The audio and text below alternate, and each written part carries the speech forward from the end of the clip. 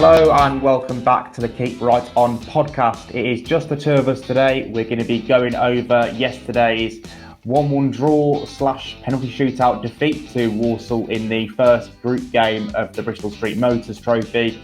The debuts, the new players, answering questions and takes from supporters towards the end of the podcast. It's going to be a busy one, so do stay tuned. Brian, how are you doing? How are you feeling after last night's game? Yeah, it was good. I'm good. It was okay. I'm not massively exercised by what we saw last night. I think there were enough sort of mitigating factors to not get overly worked up about the fact Blues didn't win their first Bristol Street Motors Trophy tie. That said, there are some things that maybe are starting to be a little bit not concerning, but I suppose there's a couple of issues started to bubble up a little bit, aren't they? Which we'll come on to. But overall, there were some positives. There were lots of interesting takes away from the new players that made their debuts, and as we'll come on to, a lot of people sort of highlighting the lack of goal threat, and maybe looking at the home performances as a broader picture as well.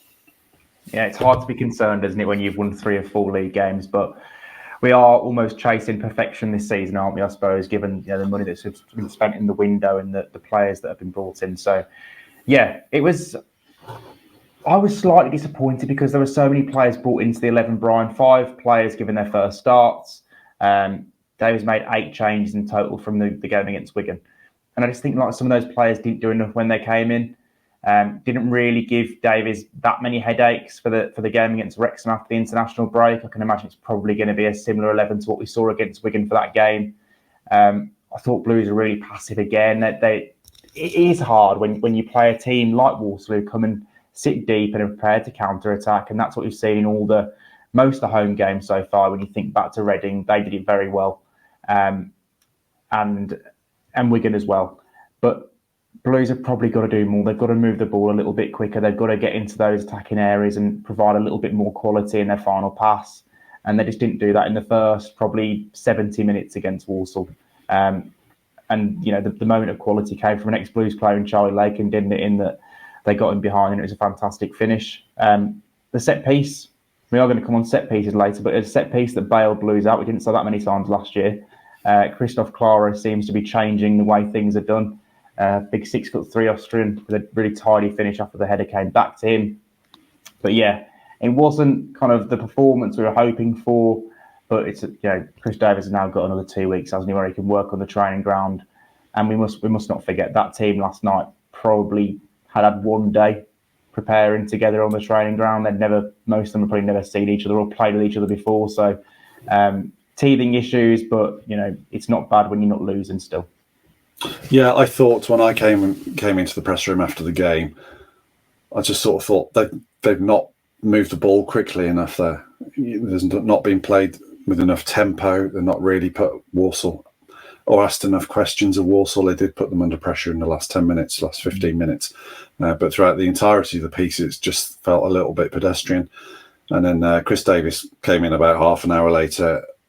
You asked him the first question about what he thought about that, and he said exactly that, which I was quite pleased to hear.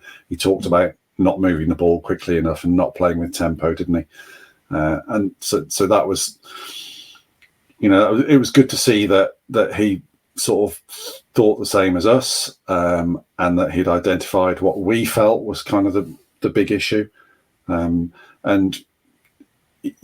think you can then, once you've accepted that issue, you then go into the mitigation, don't you? And as you said, there were 8 changes from the Wigan game. There were, was it 5 debuts? I think 5 first starts, yeah. 5 first starts, yeah. And then as we drill down into it now, you can think, well, actually, those reasons probably are quite important, and they do shed some light on what the issues were last night. I've got to say, we'll come on to set pieces at greater length, but it's not striking me as a massive issue at the moment. But we will talk about that later. No, it's not. It's weird that we've had that question, I think, come up this week and not other weeks. But yeah, like you say, we'll talk about it later. I think a key point with the changes is that I feel like the structure is so important to the way that Blues play now under Chris Davies that it is going to be hard to get players to come into it after 2 or 3 training sessions, which a lot of those players had who came in for the game against Walsall, and instantly perform. It's all about knowing each other, knowing the movements each other are going to make, knowing what position to be in at what time, whether you're in possession or out of possession. And it just looked like there hadn't been enough kind of drilling of it with that group of players. It's completely different to when you watched Blues at Leyton Orient or against Wickham, and to settled 11 have played 5 or 6 pre-season friendlies together, played the first few games, and they all kind of have a good idea of what Chris Davies wants by now. It's not been perfect, because I don't think it's been perfect in any game, but it was much better with those players rather than the players who played against Walsall. Yeah, it looked very disjointed. I think Scott Wright, what he'd had one training session before he came on as a sub against Wigan, and then presumably I think they trained on Sunday, didn't they? One more training session before the Walsall game to make his first start. So you can understand that maybe the relationship on that right side with Scott Wright and a central midfielder effectively playing right back, it's not going to be great, particularly in a machine that's built around Ethan Laird bombing forward and providing the width down that side. So it is going to feel very clunky, which is what it did. Then you've got someone like Ben Davies who will come on to the angle. He didn't play the left centre back role in the way that Christian Bielik plays it, did he? In terms of his distribution. Gardner Hickman, as I've said, was out of position. Brandon Kaler was out of position. And then this experiment, which we'll definitely come on to in a bit, with the Alfie May, Jay Stansfield relationship, that Davies really did paint that very much as an experiment, didn't he, afterwards? And I think we probably saw enough, well, we saw some evidence to suggest that this needs a little bit of thought, this relationship between Stansfield and May. So, lots of mitigation and some issues to iron out, definitely. And listen, I think if we were picking the Wrexham team now, you'd probably be going back to the Wickham or the Orient or the Wigan team, wouldn't you? Similar, definitely. Yeah. Brian, one point I wanted to just come on quickly.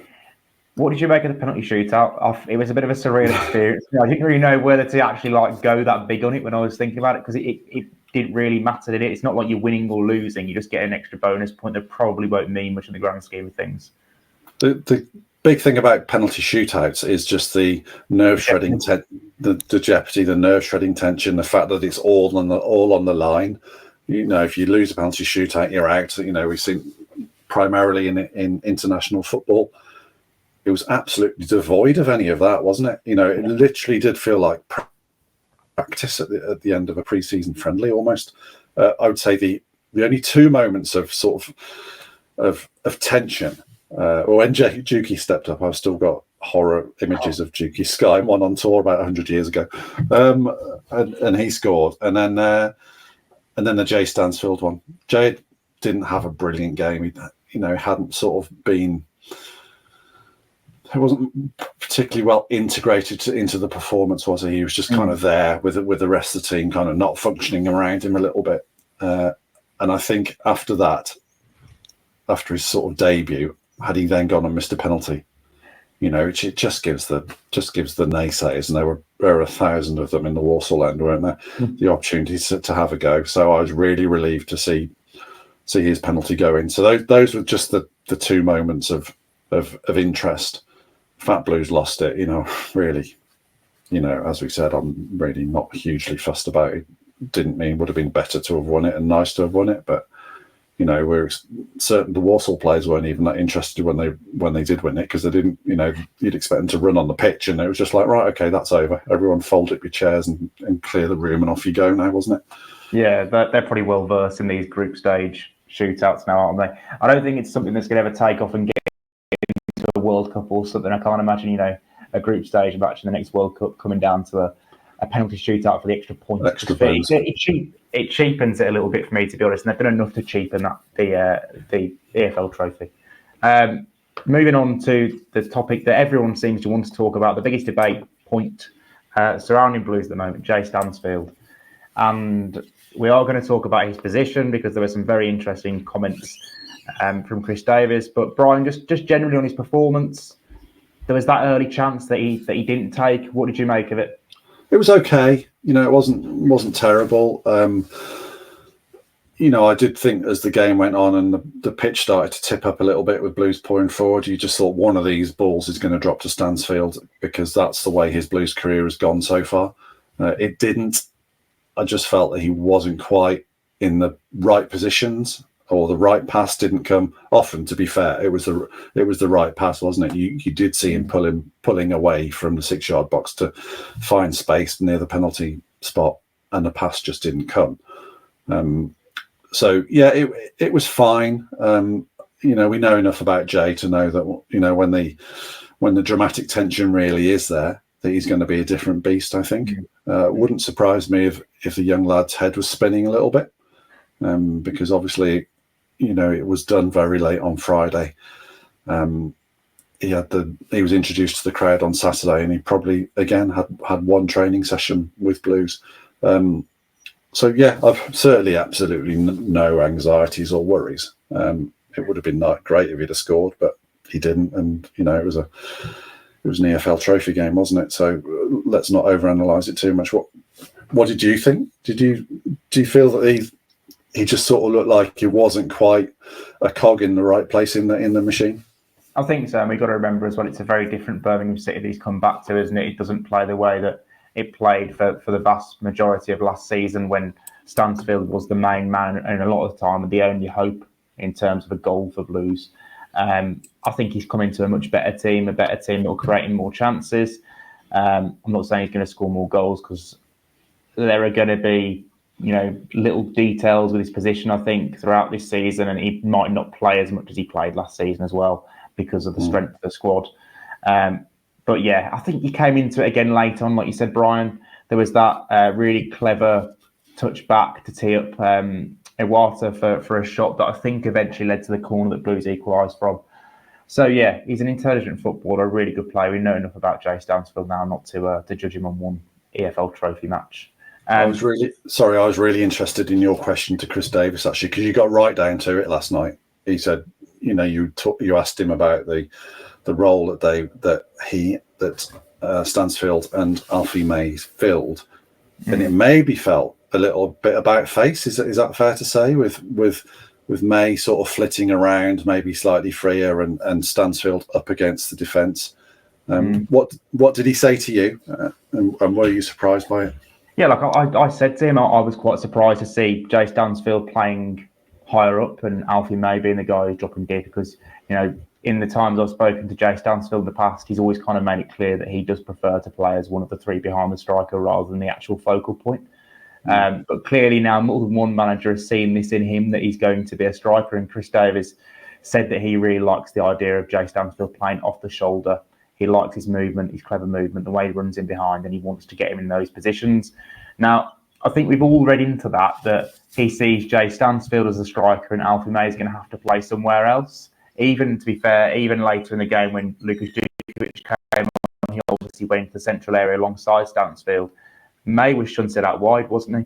And ended the game as a right winger. So it's obviously given us all food for thought, but there are different ways that Davies could do it, because his system's not simple, is it?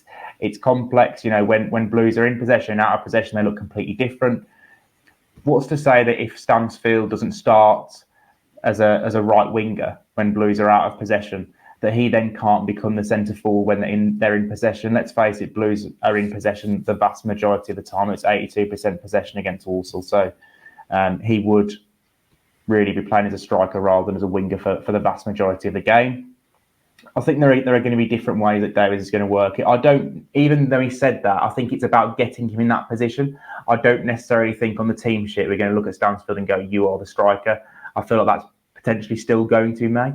But we're going to see in the coming weeks, aren't we, whether he actually is the striker or whether he is somewhere else and then becomes a striker when Blues have the ball, or one of these strikers. It did have an experimental feel about it. And just going back to a very simplistic level, which would probably have Chris Davies rolling his eyes at me. Alfie May feels like more of the 9 that you want to run off the shoulder, go through, be one-on-one with the keeper. And Stansfield feels more like the player that's going to arrive late and, maybe link up play or come from a wide position. It was the other way round last night. So, there's no issue in experimenting. There's no issue in challenging, preconceptions.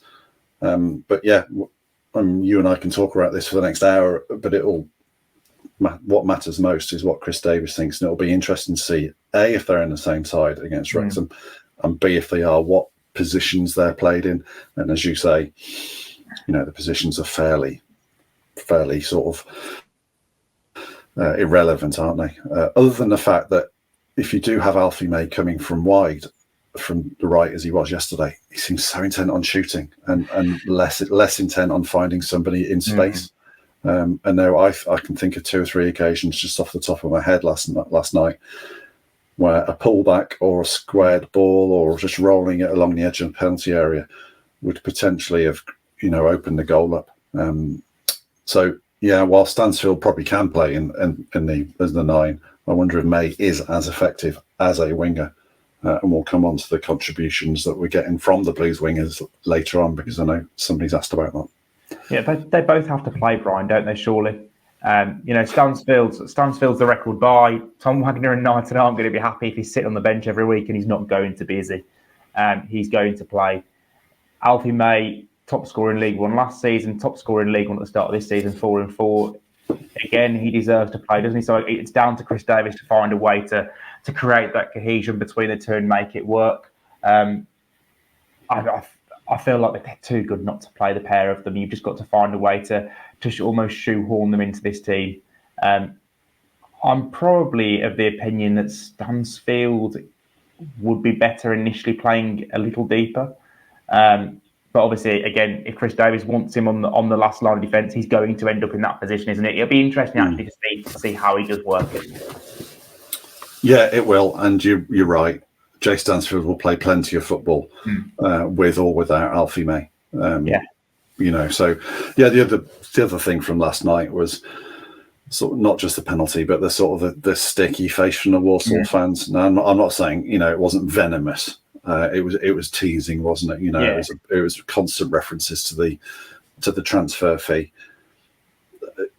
What did Chris Davies say about that when you asked him about that, about the sort of the grief he's going to get from opposition fans? Yeah, he said he expected to go on for a little while yet. Inevitably, if Stansfield scores, he probably won't get it, will he? From that set of fans. But yeah, Chris Davies said it's got to be like water off a duck's back.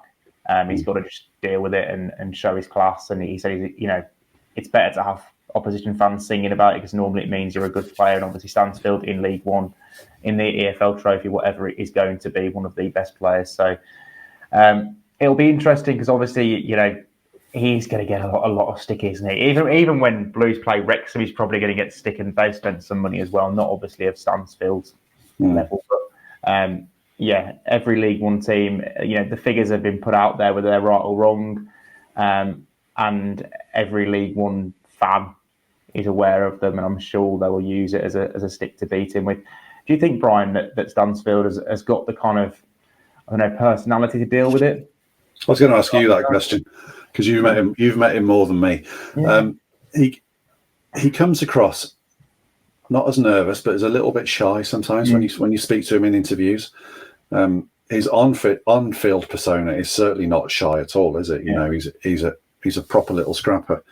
So I would imagine from that if he gets stick, he's probably going to feel like he wants to give it back. And indeed, when he converted his penalty, he did give the old shush to the Walsall fans, didn't he? So he hears it, and it feels like it motivates him.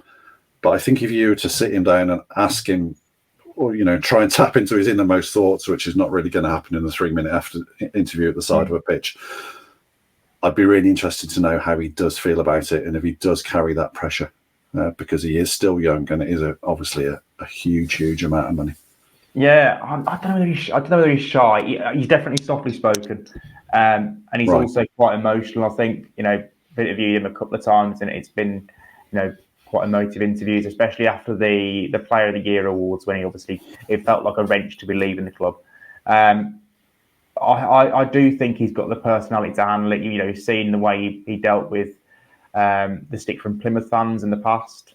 Obviously, he does like to rub it in the opposition fans' faces. He's got that nastiness about him, hasn't he? I don't really want to swear, but he's got the in him. The housery, yeah. He has. So yeah, hopefully he does deal with it. Let's be honest, Jay Stansfield's miles ahead of League One defenders. He shouldn't be in this league. He should have a good season, but there is going to be that pressure, and it is how he copes with it. I'm thinking he'll do okay. Yes, I am too. Let's move on to a couple of players that we saw for the first time. Ben Davies got, I think, 50-odd minutes next to Christophe Clara as the left-sided centre-back in the back four. And Tomoki Iwata played the whole game, having a deadline day signing from Celtic. So Ben Davies came from Rangers. First view of him. What were your thoughts? Definite teething issues, I think, in the position, because he was in the B League role, wasn't he? And he kind of, when Blues were in possession, he was the middle centre back, and I don't think his distribution is anywhere near the level of Christian Bielik's. So I don't know whether he'll play that role in the future, or whether he'll play as a left side centre back, and Chris Davies will work it slightly differently. He got the Chris Davies rollicking treatment a couple of times, didn't he? Yeah.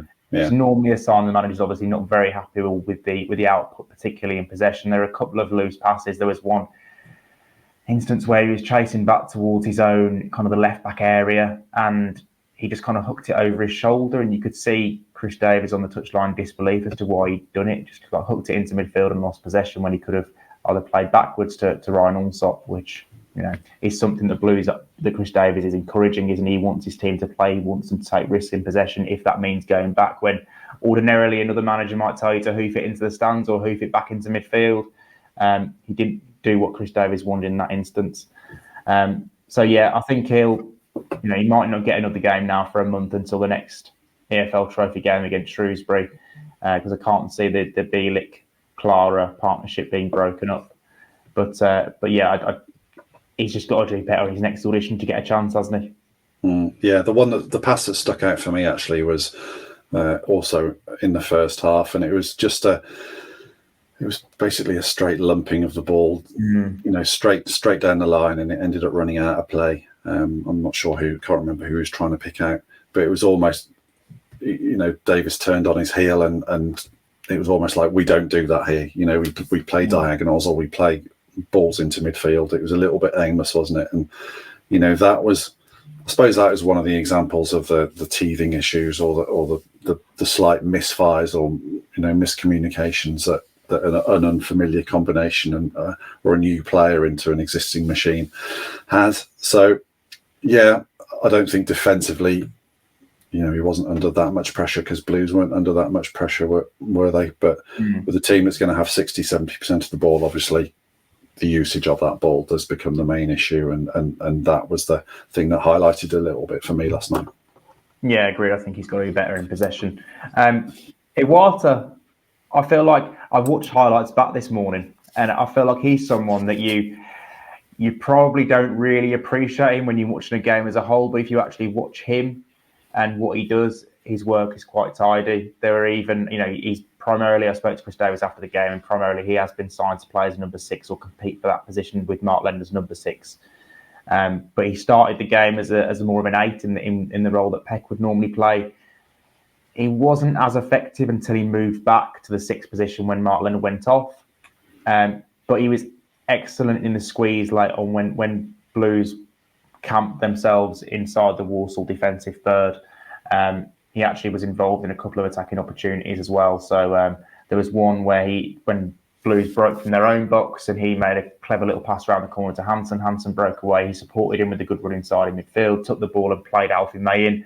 And that was one of the occasions you were referring to early, when May's in a great position to just pull it across the box, and he shot, and it's been saved by Sam Hornby. So, yeah, I was impressed by Iwata after he changed position. I think that's probably going to be his role moving forward, and that's what Chris Davies led me to believe afterwards as well. Yeah, he was on the fringes of the first half, wasn't he, really? Yeah. Blues did have a reasonable amount of control, albeit they weren't opening Walsall up by any stretch of the imagination because, as we said, they were moving the ball too slow. And it just felt like Iwata would pop up and he'd play a simple pass and then you wouldn't see him again for a bit. But as you say, when he dropped deep, there was a moment towards the end of the game where he received the ball facing his own goal and he had two pressers sort of converging on him from either side, and he used his body ever so skillfully to retain possession and get out of there and get the team going forward again. And actually, when he did pop up further up in the field, upfield, towards the end of the game, he had a couple of shots from distance, and yes, they were both blocked, but actually the connection was really sweet. So I thought he grew as the game went on. And once again, I was speaking to somebody yesterday at Blues, and he's the one that they're really excited about. Obviously they've paid bucket loads on the poster boy, but Iwata is being presented to me as the guy that's going to sort of glue it all together. The one that really is going to make it tick, which is quite exciting considering Mark Leonard is emerging as arguably the signing of the window so far. So interesting times. Increasingly positive from Iwata, I thought. Yeah, I really like Leonard. It's going to be interesting to see who nails down that position alongside Peck long term. Do you want to speak about the midfield dynamic? Because, we're kind of ruling out Taylor Gardner-Hickman, aren't we, for a starting place? And he's a player that's played almost 100 games in the Championship, only 22 himself. So Blues have got options, haven't they? And this is the problem with the squad depth. Two of them can't play. They've got tons of options, yeah. So if you're looking at this central midfield options, you've got Peck, who's an international footballer, Iwata, who's an international footballer, Mark Leonard, who has arguably been the pick of them so far, Taylor Gardner-Hickman, I'm sure I'm forgetting somebody as well. You've got Luke Harrison, Willemson, who can play slightly further forward as well, haven't you? So yeah. So the central midfield options are they're outstanding at Championship level, aren't they? Gardner-Hickman, obviously, I think Steve Bruce played in quite a lot at right back for West Brom, and it's clearly not his position. I think if you're a central midfielder and you're not in the first team, you're not sort of first choice for your 6 or 8 role. I think managers tend to think, we'll stick them at fullback because they'll be competent and they'll track runners and stuff like that. So it was tough for Gardner-Hickman last night, but I do think when the conditions change, I've made reference to this before about all going a bit League One-y in sort of November and December and January. I think Gardner-Hickman's physique and physicality will potentially shove him up the pecking order a little bit as well, because there's just no way they can keep flogging Peck for 90 minutes for 50 games. No, and I don't see Iwata and Leonard playing much together after last night. I don't think so. No, because Leonard I think has kind of almost said to Davies that he's a number 6 in the first month of this season, hasn't he? I think he started that first game against Reading slightly ahead of Peck, and I think the following game they changed positions and it worked so much better. I really like Leonard in that 6 role, but Iwata has a lot of pedigree, and I can't imagine he's come to Blues in League One when he started the season at Celtic last season, the Champions League group stages, intending to play second fiddle. No, I mean, bizarrely, you kind of need Blues to go fairly deep into the EFL Trophy, don't you? Just to get the games, to keep the people on side. Yeah. Moving on to takes. First one today from Connor Keane. Most of our attacking threat has come in the final 15-20 minutes of games as the opposition tires. It has been paying off, but with a tough run of games ahead, I think the wingers and the midfielders need to be braver in the final third earlier in matches. The wingers is a good point because that's come up in a few questions and we've spoken about that ourselves. And Chris Moore also put that question in. So, Brian, do you agree? I guess you agree the wingers and midfielders to a certain extent need to do more. Yeah, I do.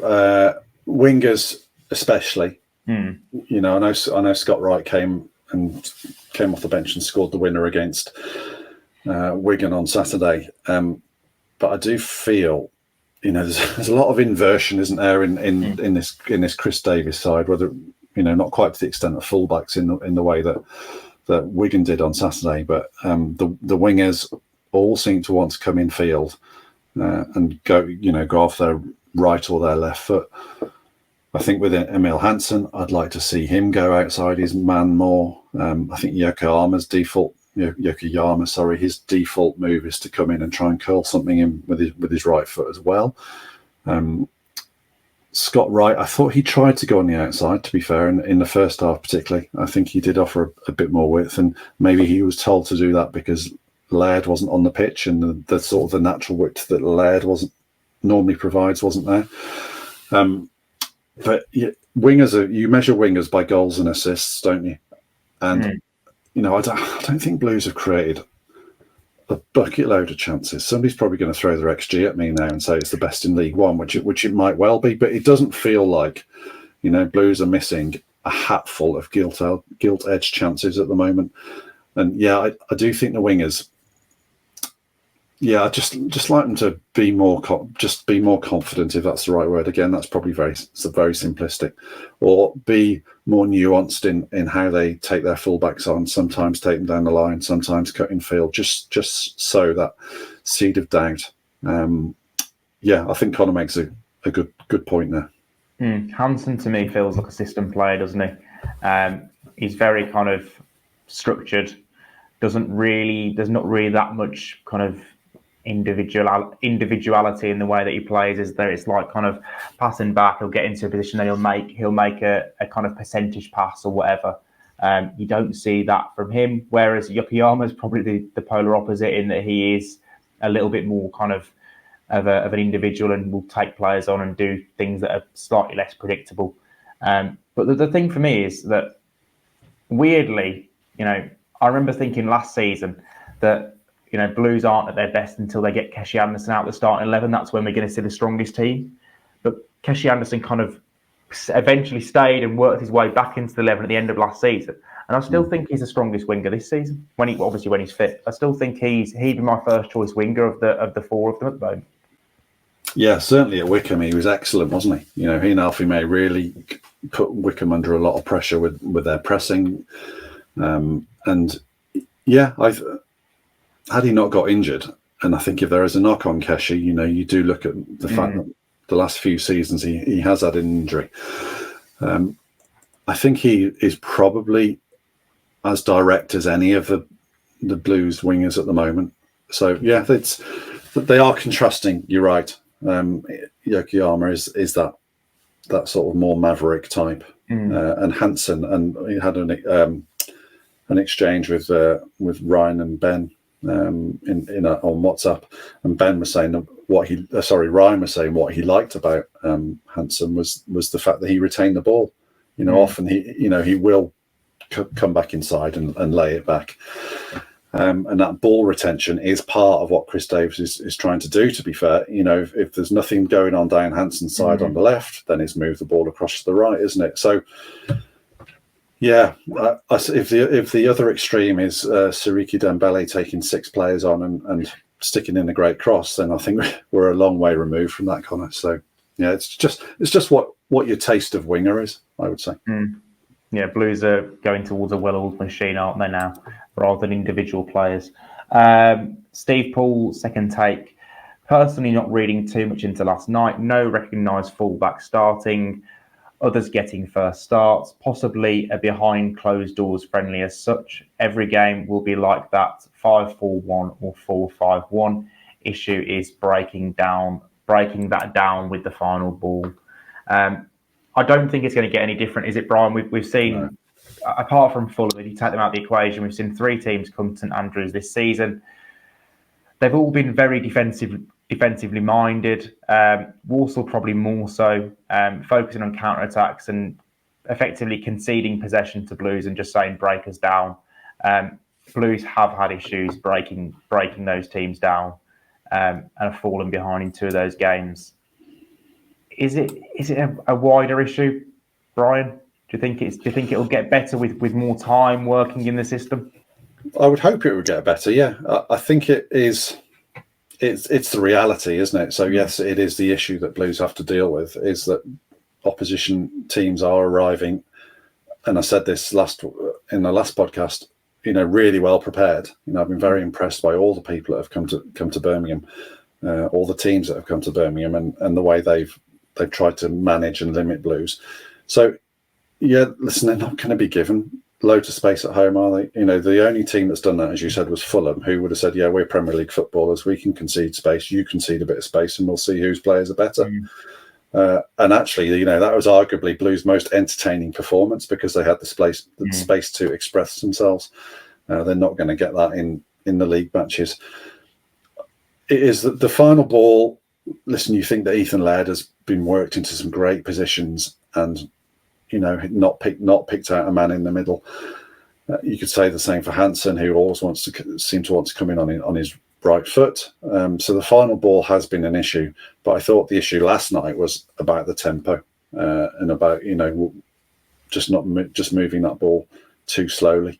It does need to be over the whole three. Is it 3 home games now? Yeah, or is it 4? Well, 4 including. It's 4 including. Yeah, so it's over the 4 home games.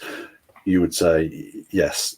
Let's move the ball quicker and ask more questions and back our fitness and our bench over, your system and your defensive structure. Yeah, it has felt like Blues are just waiting for the opposition to tire a little bit so they can have their moments in the final 15, 20 minutes, like Connor said earlier. Questions. First one from Adam. Opinions on Brandon Keeler. I personally don't think he's near the level first team yet and needs a loan to League 2/National League. Brandon Keeler has started a couple of games this season, hasn't he? He started against Charlton in the Cup, obviously scored that belting winning goal, and started again last night. He started both games at left back. Chris Davies has acknowledged that he's obviously a midfield player, a right-sided midfield player, a right central midfield player, and he's playing obviously massively out of position. Brian, I think it's fair to say that Brandon, when everyone's fit, Brandon's not going to be getting many minutes, is he? He's going to get fleeting cameos in the EFL Trophy, things like that, but he's not going to be a regular pick in the league. I wouldn't have thought so. If Lee Buchanan's fit, then Lee Buchanan is the next left back, isn't he? After Alex Cochrane. So, yeah, I think it would be slightly harsh to criticise a young guy at this stage of his career for not being great in an unfamiliar position. Yeah, he wasn't fantastic at Charlton, albeit he scored that great goal. And the Walsall goal did come down his side last night, and he didn't stay on the pitch much longer after that, did he? Davies almost hoiked Alex Cochrane off the bench and chucked him down the sideline to go and warm up after that, didn't he? Listen, let's not kill a young homegrown trainee, because he has got ability, he's got a lot of potential. Chris Davies likes him because of the personality as well, doesn't he? He's been uncomplaining or non-complaining in what he's been asked to do throughout pre-season and so far in this season. Yeah, ideally, I would love Brandon to go and play some League 2 or League 1 football somewhere else. I think it'd be really good for his development. But the fact is, Chris Davies feels sufficiently highly of him that he wants him around the first team squad at the moment. Yeah, Davies obviously has said that he really likes his versatility and also kind of his personality, as you alluded to. It's only 4 months until January, isn't it? So if Brandon hasn't played much between now and then, I'm sure they'll look at a loan for him then, because the squad is stacked. Let's be honest, they've signed so many players that not everyone can play. Next question from Greek Blue Nose is a set piece one. So do you agree that set piece delivery needs to be significantly improved? Very predictable corners and free kick delivery have been doing us no favours. Brian, before last night and before these questions started rolling in about set piece, were you concerned about set pieces? No, I think I was still enjoying the pleasant contrast to last season when they were so bad. Let's separate them into two: defensive set pieces and attacking set pieces. I think defensively, Blues have looked really good. They've got much taller players, as facile as that sounds. So they do look more dominant and under less pressure when they're defending set pieces. So I'd give that a big tick. That for me is absolutely fine. and they have come up against some pretty decent or some big teams, haven't they? You know, Wickham were a large side, and they did put a lot of set piece balls into the box. So defensively, I don't have too many issues. Offensively, I mean, it can always get better, I would say, wouldn't you? Who do you think is the who would you have on corners? Good question, because Peck's been taking them, hasn't he? Yeah, I think Leonard's taken some as well. I think Cochrane has taken some. Yeah, I like Leonard's delivery on set pieces. He's obviously took a free kick against Walsall at the bar. I think he's got good quality. I'm not saying Peck hasn't. I think Peck has as well.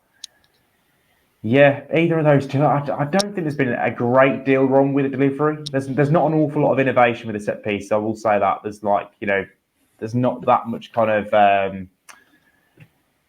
There aren't that many different types of set pieces, are there? When they get to corner, it usually just gets hoisted into the area, and the big guys, Clara, Bielik, will attack it. So Blues are going to score more set piece goals this season by virtue of having bigger players, aren't they? Christoph Clara can attack balls, Bielik can attack balls. I was quite disappointed last year Bielik didn't score. I think for someone of his size and aerial prowess, he should be getting 3 or 4 goals a season, shouldn't he? Clara's already got 1. He scored in a pre-season friendly as well. I think he's probably looking at more than 5, to be honest. He's a very, very useful player in those situations, and Chris Davies has already said that about him.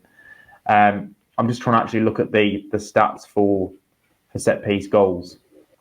In League One so far this season, Blues have won.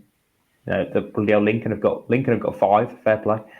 Blackpool 4. There are a few teams with 3. So yeah, they're about kind of middle of the road in terms of set pieces. There are a fair few teams who haven't scored any from set pieces yet. But yeah, you hope that'll change. The most encouraging thing for me is they're not conceding goals from set pieces. I think that's more important. Yeah, that's the thing that shapes the game, isn't it? You give away a rubbish goal at a corner in the 5th minute, and suddenly the whole dynamic of the game changes. They probably can get better. Yeah, I think Greek Blue Nose's point is fair there, but they don't strike me as terrible. It's not a massive issue. If I could pick one area to improve, whether it be set pieces or tempo with the ball, I'd certainly pick the other one. It'd be the one I'd spend more time on. Statistically though, Brian, I think the Blues weren't that bad last season at set piece of the Championship, were they? Every time I was looking, they were practically middle of the road for both conceding goals and scoring goals. There are obviously teams that scored a lot more than Blues, like Cardiff, for instance, but they weren't awful at set piece last season.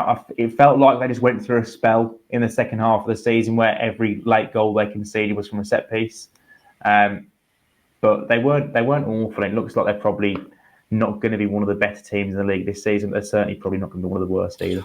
I wonder if last season they sort of suffered from a comparison of previous seasons when you had guys like Christian Pedersen and Harley Dean and Mark Roberts, who would inevitably pick up 2 or 3 goals between them each season, and it would all add up. And Blues were one of the better set piece teams in previous years, and then last year it just tailed off. But yeah, not a massive issue for me this year, but obviously people are entitled to their own opinions.